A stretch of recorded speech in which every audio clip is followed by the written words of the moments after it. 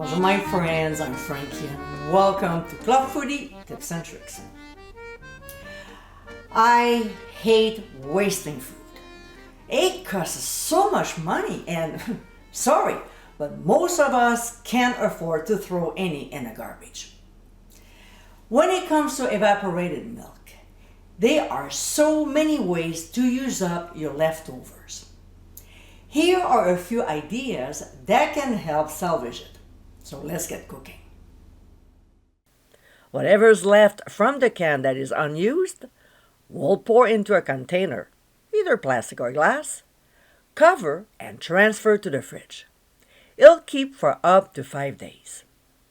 Now, let's see what we can use the leftovers for.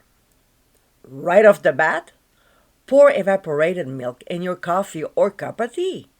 It's absolutely delicious. It's a great enhancer with its rich and thick texture. Plus, it will add some sweetness to it. Another thing that can be done is to turn it into a milk-like consistency. The ratio is 1:1. So we'll mix a 1/4 cup of evaporated milk with a 1/4 cup of water. This is a good alternative to fresh milk. To make the texture of mac and cheese creamier, use evaporated milk. And the same when it comes to soup and chowders.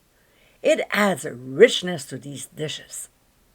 I also like to use the leftovers in casseroles. It gives flavor.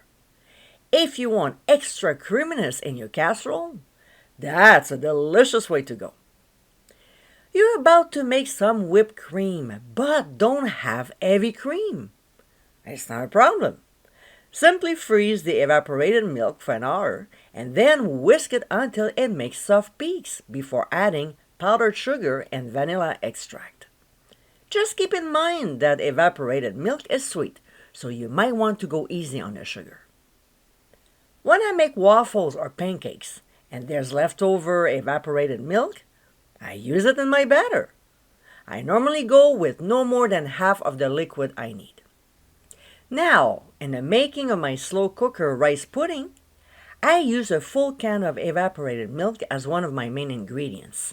But if I have some leftovers in the fridge, I add it to the recipe and deduct the volume from the milk. To make your scrambled eggs fluffier and smoother, add 1 tablespoon of evaporated milk per egg.